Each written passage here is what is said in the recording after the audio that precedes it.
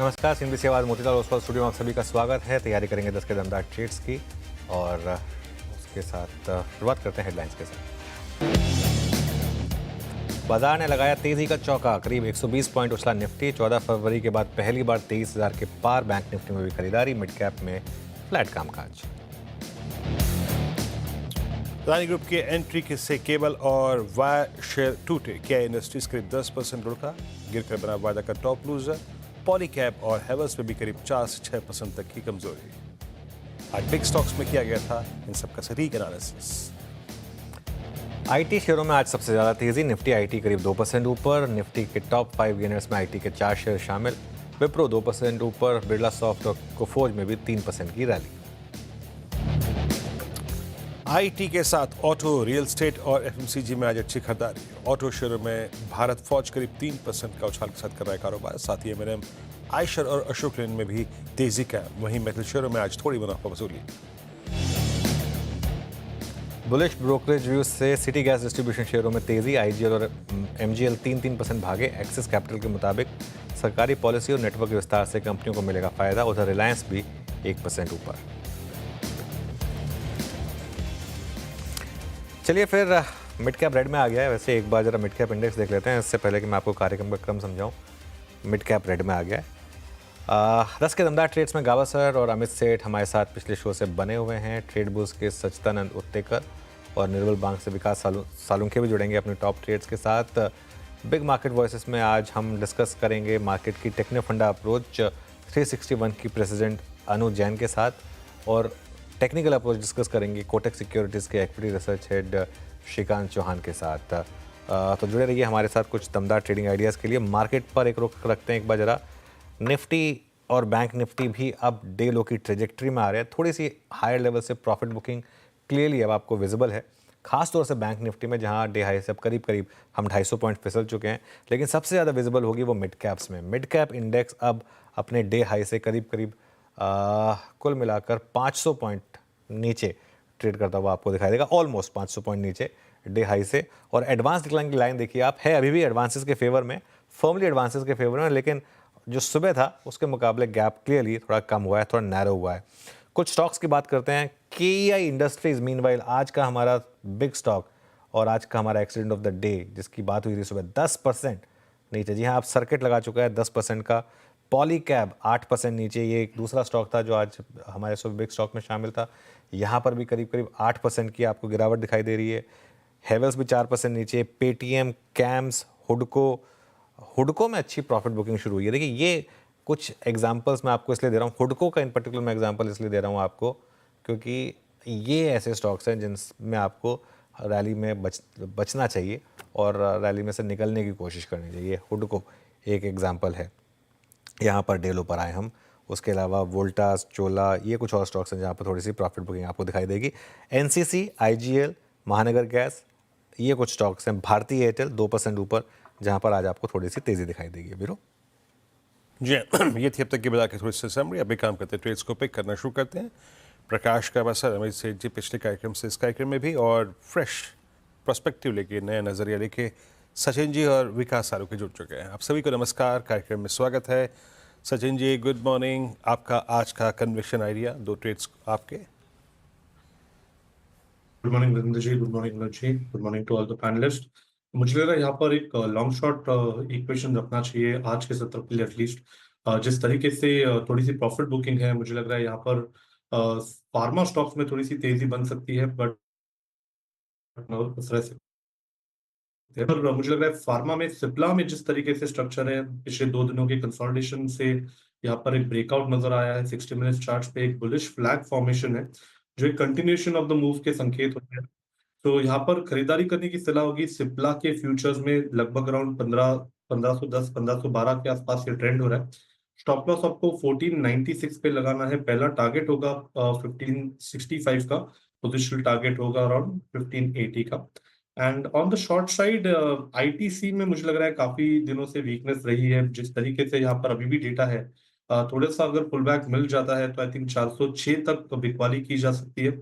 On the lower side expectation होगी कि जो एक स्विंग लो बनाया था लगभग अराउंड 392 के आसपास का, वो शायद यहाँ पर रिविजिट होना चाहिए। एक फ्रेश ब्रेकडाउन इसके राइजिंग वेज फॉर्मेशन से हुआ है, जिसके पैटर्न टारगेट लगभग अराउंड 394 392 के जोन में प्लेस्ड है। तो यहाँ पर फ्रेश शॉर्ट्स ऐड करने की सलाह होगी आईटीसी के फ्यूचर्स में। स्टॉप लॉस आपको 408.50 पे लगाना है। ओके, चलिए तो ये इस समय एक बाय एक सेल आ गया सचिन की तरफ से। सिप्ला पर एक ट्रेड आई और आईटीसी पर एक ट्रेड आई, ये दो ट्रेड सचिन की तरफ से आती हुई। विकास जी गुड मॉर्निंग, आपकी दो ट्रेड्स। गुड मॉर्निंग अनुज जी। देखो ओवरऑल मार्केट एक अपर रेंज में अभी तो आ चुका है, लेकिन 50 डीएमए पे फिलहाल तो अभी भी सस्टेन कर रहा है। 22,980 के नीचे अगर वापस जाता है तो थोड़ा बहुत यहाँ पे प्रॉफिट बुकिंग देखने मिल सकता है। मेरे दोनों भी बाय साइड में रहेंगे और दोनों भी लार्ज कैप में रहेंगे। पहले है फार्मा से, सन फार्मा यहाँ पे मुझे अच्छा लग रहा है। यहाँ से जो लास्ट दो ट्रेडिंग सेशन में जो मोमेंट देखने मिला था, कल थोड़ा हालांकि थोड़ा सा फ्लाइटिश था, लेकिन मुझे लगता है सन फार्मा में यहाँ से एक अच्छा मोमेंटम कैरी करते हुए देखने मिल सकता है। ऊपर में जो टारगेट निकल के आ रहे हो 1790 के आसपास के टारगेट है, और स्टॉप लॉस 1720 का यहाँ पे लगा के इसको बाय करना है। दूसरा मेरा बाय कॉल रहेगा रिलायंस इंडस्ट्री में। रिलायंस इंडस्ट्री में कल का पूरे दिन में जो पैटर्न बन चुका था, आज वहां पे वापस एक फ्रेश ब्रेकआउट देखने मिला है। कल के हाई के ऊपर ये ट्रेड करते हुए देखने मिल रहा है, तो मुझे लगता है रिलायंस भी यहाँ पे एक अच्छा मोमेंटम कैरी करते हुए देखने मिल सकता है। 1300 के टारगेट के लिए यहाँ पे रिलायंस इंडस्ट्री को बाय करना है। नीचे में इंपॉर्टेंट सपोर्ट जो देखने मिलेगा वो 1242 के आसपास का है, तो 1242 के स्टॉप लॉस से इसको बाय करना है 1300 के टारगेट के लिए। तो रिलायंस इंडस्ट्री मेरा सेकंड बाय कॉल है।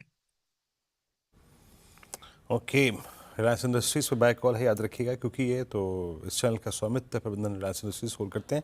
कृपया एक निजी राय जरूर रखें। अमित जी, आपके दो ट्रेड्स। वीरेन जी, पहला एफएमसीजी क्षेत्र से मैरिको रहेगा। मैरिको ने एक बेस बनाया, 10-20 डेमा रिगेन किया है। ऑफ कोर्स यहाँ पे थोड़ा सा 50 डेमा का रेजिस्टेंस है, बट ओवरऑल जिस हिसाब से बेस बनाया है, I think slowly and steadily it will inch up. 616 का स्टॉप लॉस रखेंगे और 632 के टारगेट्स रहेंगे मैरिको में। मेरा दूसरा कॉल रहेगा भारती एयरटेल में। आज यहाँ हम ऑप्शन चेन में अच्छी खासी शॉर्ट कवरिंग देख रहे हैं। गैप के साथ स्टॉक ओपन हुआ है। करंटली इसका प्राइस 1666-67 का है। इसे बाय करें। छोटा सा 1650 रुपए का स्टॉप लॉस रखेंगे और टारगेट्स रहेंगे 1700 के। ओके, चलिए तो ये इस समय भारतीय एयरटेल पर शानदार बुलिश प्राइस एक्शन है आज यहाँ पर। गाबा सर, आपके दो ट्रेड्स इस समय के। Good morning again. Good morning to you once again. और स्टॉक का नाम है भारती एयरटेल। अगेन अच्छा आपको मिला है, ब्रेकआउट मिला है, सस्टेन कर रहा है, 1668 के आसपास ट्रेड कर रहा है। स्टॉप हुआ करीब 1655 का, ज्यादा नहीं। अपसाइड टारगेट 1700 के पॉसिबल है, वहां तक जा सकता है। दूसरा स्टॉक जो पसंद है मुझे इस वक्त, आई थिंक वो है बजाज ऑटो। एक ब्रेकआउट तो मिला है, सस्टेन कर रहा है, उसके ऊपर ट्रेड कर रहा है, ट्रेड कर रहा है 7790। स्टॉप होना चाहिए 7750 का, 40 रुपीज। टारगेट 8000 पॉसिबल है, लेकिन ये स्पिल ओवर ट्रेड बन सकता है Bajaj auto. Okay, Bajaj auto ये इस समय गाबा सर की पिक का। चलिए अब हमारे साथ 361 की प्रेसिडेंट अनु जैन जुड़ी हैं। आइए उनसे समझते हैं कि मौजूदा बाजार में उनकी क्या रणनीति है। निफ्टी 23,000 पर आया वापस। अनु गुड मॉर्निंग। शानदार रैली रही है मार्केट में, करीब 1000 पॉइंट की निफ्टी में रैली, एक्चुअली 1000 से ज़्यादा ही हो गई लो टू हाई गिनेंगे तो, लेकिन मोटा मोटी 1000 पॉइंट की निफ्टी की रैली कैसे देख रही हैं आप इसको? As a counter trend rally या वाकई में मार्केट का अगर आप टेक्नो फंड एनालिसिस करें तो क्या वाकई में कुछ हद तक बॉटम लगा यहाँ पर? तो वो अभी टच एंड गो वाला हिसाब है। तो जिस तरीके से हमने पिछले 4-5 दिन में कवर किया है, that's a very good sign. अगर हम यहाँ पे जो आज एक 23,000 के ऊपर ट्रेस करके फिर थोड़ा सा प्रॉफिट बुकिंग करते हैं, अब जो नेक्स्ट रैली है या नेक्स्ट कंसोलिडेशन है, एक्चुअली अनुज, उसमें ज्यादा आइडिया पड़ेगा। अगर आप फंडामेंटली देख रहे हैं तो जिस तरीके से डॉलर इंडेक्स गिरा है, जिस तरीके से पैसा पहले चाइना गया है, अब क्या वो इंडिया आता है, और डॉलर इंडेक्स का जो स्टेटस भी है वो 103 104 पे काइंड ऑफ कंसोलिडेट कर रहा है। अगर ये 101 की तरफ बढ़ा तो आई थिंक हमारा निफ्टी डेफिनेटली फ्लो लेगा।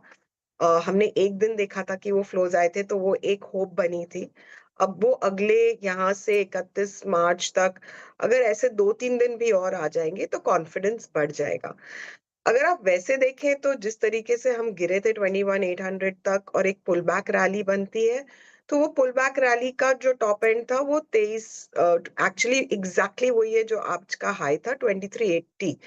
नाउ 2380 वाज वेरी वाइटल, वो क्रॉस करता तो obviously next parameters technically would be 23,200 and 23,400, but उसकी probability थोड़ी low लग रही थी, and given the way that it's giving up right now, I won't be surprised आप 22,700 तक वापस चले जाओ.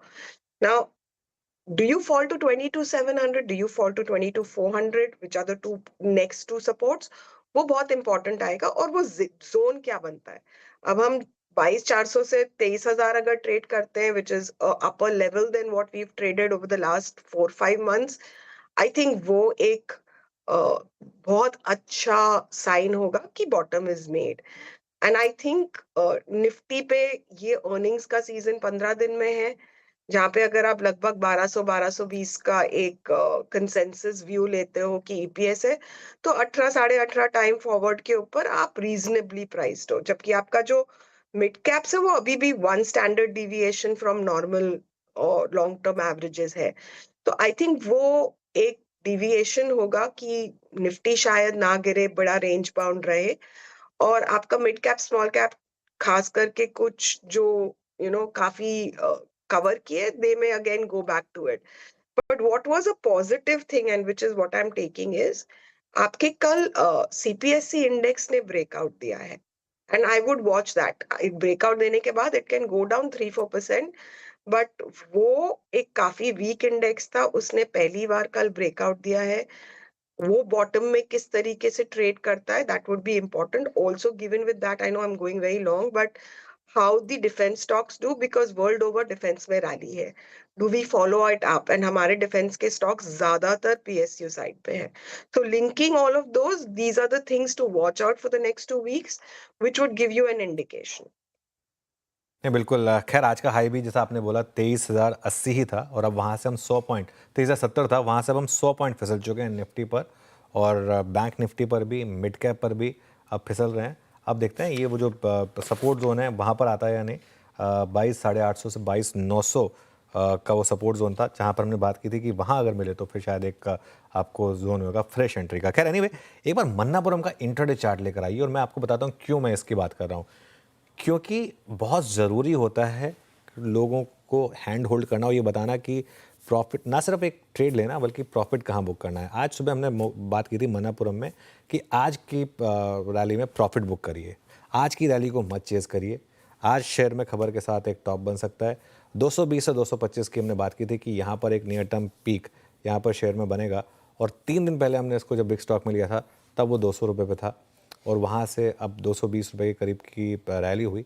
आज बैंड से भी बाहर आया था. आज इसमें फंसने की गलती मत करिएगा, स्पेशली जब वो ऊपर खुले तो. और अब देखिए डील ऊपर आ गया मन्नापुरम फाइनेंस. खैर एनीवे, अभी इसमें न्यूज़ आनी बाकी है, हो सकता है उसके बाद शायद कुछ फ्रेश मूव है. लेकिन अनु, बैंक्स और फाइनेंशियल्स यहाँ पर एक शानदार रैली रही है, लीड किया बैंक्स ने, लार्ज बैंक्स ने. यहाँ पर अब आपका क्या व्यू होगा, खासतौर से बैंक निफ्टी पर? देखिए, वो 50,000 का लेवल उसके लिए भी एक बहुत काफी स्ट्रॉन्ग रेजिस्टेंस था, तो वहां पे अगर थोड़ी प्रॉफिट बुकिंग आती है, I think it's very very normal. अगर आप फंडामेंटली भी देखें तो अगर हम 18-19 के पी की बात करें निफ्टी की, बैंक निफ्टी इज रिलेटिवली 16, 17, 16.5, 18 का है. I think the most expensive is 19 times, और 19 टाइम्स इज आईसीआईसीआई, जो सबसे स्ट्रॉन्ग बैंक है आपका. तो fundamentally and technically I think that is going to outperform. Plus अगर हमारे पास एक रेट कट भी आता है इस पूरे कैलेंडर ईयर में, तो I think that is a great sign कि इसमें लिक्विडिटी मेजर्स आरबीआई ने ले लिए हैं. अगर एक रेट कट और आता है तो this would be positive for the sector. So I think for this whole year fundamentally and technically all bottoms, all picks down are good. We've seen some of the NBFCs really outperform, whether it is for reasons of news, जैसे आप बोल रहे थे मणप्पुरम में, या whether it is Bajaj Finance, जो काफी सालों से नहीं चला था. तो I think yes, the positive bias is there. I would expect a 10 to 15% return for the year, for 1 year. So if you have that return expectation, I think अच्छी जगह है, अभी भी ले सकते, डिप्स पे भी ले सकते. अनु जी नमस्कार, वीरेंद्र बोल रहा हूँ. अभी आपका मेटल्स पे क्या आकलन है, क्योंकि पूरी इस तेज़ी को स्पॉन्सर लगभग 60% मेटल्स ने किया था, शुरुआत में तेज़ी पकड़ी मेटल्स ने, दोनों ही मेटल्स पे और डॉलर इंडेक्स, इनके एनालिसिस आपके क्या कहते हैं? क्या सिर्फ एक ट्रेड सेंस रखना चाहिए यहाँ पर, अब यहाँ प्रॉफिट्स कैश में कन्वर्ट करें बट, या फिर ये रैली सस्टेन करेगी? कि this is a global rally जिसमें हमारा ओवरबॉट होना कोई इम्पोर्टेंस नहीं है, बट अगर डॉलर इंडेक्स वीक होता है तो उसमें बेसिकली अभी मेरे को जो हमारे चार्ट्स के ऊपर दिख रहा है कि एक 5 से 6% टेक्निकली आपको हमारे मेटल इंडेक्स में भी अभी अप मूव बाकी है। तो मार्केट के साथ ऑब्वियसली अगर हम 3-4% कंसोलिडेट करते हैं तो वो भी करेगा, बट यहाँ से अगर 5% ऊपर दिख रहा है तो आई वुड से कि सारे स्टॉक्स में है। चार्ट्स वाइज जो हमारी टीम ने देखा है वो हिंडाल्को का चार्ट बहुत इंटरेस्टिंग लग रहा है कि वो बेसिकली अगर बाय चांस आपको 660-65 मिले तो वो बहुत अच्छा लेवल है एक्यूमुलेट करने का, और ऊपर में अगर ये रैली चली तो ये आपको लगभग 780-800 का दाम भी दे सकता है। 1-1.5 साल का व्यू है तो वो my chartist is even more bullish about it than that level, but I think वो एक world situation के ऊपर है, but उसका manifestation अगर आप देखेंगे तो will be automatically opposite on the auto, because cost बढ़ेगी, sales already weak है, तो दो आपको एक relief rally ऑटो में दिख रही है। अगर metals काफी तेज चढ़ा तो I would start getting cautious on the auto sector. नहीं, बिल्कुल वो विजिबल भी है। कल तमाम ऑटो कंपनियों ने गुजारिश की भी थी DGTR से कि नहीं, सेफगार्ड ड्यूटी को ना बढ़ाया जाए, ना लगाई जाए, लेकिन वो दरकिनार कर दी गई। निफ्टी ऑटो हालांकि आज सुबह स्टेबल था, स्ट्रॉन्ग था, लेकिन बैकफुट पे आता हुआ एज ऑफ नाउ। अच्छा, अनुज जी, कुछ इंडिविजुअल पॉकेट्स को देखिए जिन्होंने बहुत स्ट्रेंथ दिखाई है। आप देखिए इंडिगो को, strong move, all time high trajectory के बेहद नज़दीक फिर घूमता हुआ।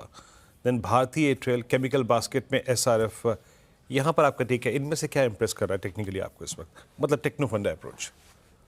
सो टेक्नो फंडा अप्रोच आई थिंक सबसे ज्यादा आपका ट्रैवल एंड टूरिज्म पे है, and whether you look at hotels, चाहे आप इंडियन होटल्स देख लो, चाहे आप जो नया अपना लिस्ट हुआ है ITC होटल, ITC ग्रुप का, चाहे आप छोटे होटल्स देख लो, उसमें the point is I don't know, it's post Covid, सबको एक लिव योर लाइफ टुडे वाला एटीट्यूड है। It is the big best sector if consumption, मेरे ख्याल से निफ्टी में अगर आप देखेंगे हमारा FMCG कंजम्पशन का जो बास्केट है उसमें से कुछ भी नहीं इतना चला है जितना आपका IndiGo, Indian Hotel, any of these stocks are doing well. तो इसके ऊपर तो while they'll stay expensive, the multiples are not cheap. I think anything which is a drop, any consolidation are points to get in for at least, I would say, 2 years. Because अभी आपके पास जो एक visibility है of, the rooms coming up or the travels is for 1 to 2 years. जिसमें both the bigger hotels and the airlines have given very good indications. तो मेरे ख्याल से 1.5 से 2 साल के लिए तो इनके पास अभी भी ब्लू स्काई है। 1-1.5 साल के बाद इसको फिर से कवर करना पड़ेगा कि आप ये 5 साल रख सकते हैं कि नहीं, बट 1.5 साल के लिए तो ये अच्छे लग रहे हैं इस समय। Which was the other stock you had asked me? SRF का जिक्र किया था फाइन केमिकल्स अनुज जी? अभी Chemical बस। would be, yeah, so SRF का चार्ट बहुत स्ट्रांग है, it's made a 52-week high in this fall, so it goes without saying, but that वो पूरे डायनामिक्स आप पूरे सेक्टर पे नहीं एक्सटेंड कर सकते, बिकॉज ना दीपक नाइट्राइट ना अतुल वो स्ट्रेंथ दिखा रहे हैं। इनफैक्ट इन सब में तो काफी सेलिंग हुई है, तो एक स्टॉक अगर सेक्टर का अच्छा कर रहा है and there was reasons for it, but I would say SRF में अभी भी 5 से 10% का अपसाइड दिख रहा है। The other sector which is honestly looking good is insurance. So I think insurance काफी टाइम से नहीं चला है, and when market will go slightly defensive, आपका Max Financial, SBI, ये सब अच्छे कर रहे हैं। The third question you had asked me was Bharti. Actually, Bharti is a very good signal in our market to see whether you're going defensive or you're going aggressive. अगर आप देखेंगे पिछले 4-5 दिन भारती करेक्टिव मोड में था, जबकि उसके fundamentals में कोई चेंज नहीं था। It is a sign that the market is shifting out from less aggressive to high aggressive stocks. आज वो वापस शिफ्ट हो रहा है, which is an indication that for the short term, market is going from high aggressive to low aggressive stocks. So I always look at Bharti as an indicator of the sentiment of the market. बिल्कुल। तो ये आपकी तरफ से कोई stock ideas अनु जो इस समय आपको लग रहा है कि ब्रेकआउट या ब्रेकडाउन के करीब है? I would look at hotel stocks. I think quarter results will be very good for them. And technically also they are very strong. So I'm not saying कि आज चढ़ के लीजिए, but in this next, results में अभी एक लगभग 20-25 दिन है, उसमें जब भी आपको कंसोलिडेशन में मिले, I would give that whole sector a positive bias. Okay, एक आखिरी सवाल कि कैपिटल मार्केट रिलेटेड स्टॉक्स, इनमें कोई व्यू है क्या आपका? BSC, CDSL, Angel One? First recovery आई है. I am not convinced कि रिजल्ट के बाद ये रैली टिकेगी. I think results will be weak. Will be also इसमें ज्यादातर स्टॉक्स मिड कैप्स में है, बहुत कम लार्ज कैप स्टॉक्स हैं. तो अगर मिड कैप में सेकेंड राउंड ऑफ सेलिंग आई तो ये थोड़े से पेन में आ सकते हैं. नॉट टू से कि कोई बहुत नेगेटिव बायस है, बट आई वुड से इसमें करेक्टिव मोड है. So I would look at much lower levels to get into. Okay Anuj ji, बहुत बहुत शुक्रिया, आप इस कार्यक्रम में शामिल हुई और सभी सेक्टर्स पे, इंडस्ट्रीज पे, स्टॉक्स पे अपनी राय रखी आपने. बहुत बहुत शुक्रिया मैम इस कार्यक्रम में शामिल होने के लिए. हमारे साथ कोटक सिक्योरिटी से श्रीकांत चौहान जुड़ चुके हैं. श्रीकांत, गुड मॉर्निंग, कार्यक्रम में स्वागत है. आज थोड़ा सा डे ऑफ टर्बुलेंस जिसे कहते हैं, और वो आना लाजमी भी है. आप 50,000 पे निफ्टी बैंक पे खड़े हैं, आप 23,000 पे निफ्टी पे खड़े हैं. 1000 पॉइंट का सफ़र तय किया आपने निफ्टी पे, निफ्टी बैंक पे आपने करीब करीब 1,500 पॉइंट का सफ़र तय किया. No doubt turbulence zone. आप अप्रोच क्या रख रहे हैं और आपके दो स्टॉक्स इस वक्त के? Good morning Virendra, good morning Anuj. हाँ तो बिल्कुल, देखिए वैसे निफ्टी एक इम्पॉर्टेंट क्रूशियल लेवल्स पे आ चुका है. अगर इसके डेली टेक्निकल पैटर्न को भी देखते हैं तो जो 26,300 से जो एक फॉलिंग ट्रेंड लाइन बनी है, हम उन्हीं लेवल्स को अभी रीटेस्ट कर चुके हैं. 50 डे सिंपल मूविंग एवरेज को भी अभी जस्ट मार्केट ने क्रॉस किया हुआ है. तो इंडिकेशन तो यही है कि इन लेवल्स के करीब थोड़ा सा ओवरबॉट सॉर्ट ऑफ सिनेरियो बना हुआ है in a very short term. But at the same time जो सेल ऑफ हमने देखा था बजट के बाद 23,800 से लेकर 21,800 तक का, वो एक काफी रिलेंटलेस सेल ऑफ था और उसका एक पुल बैक आना जरूरी था.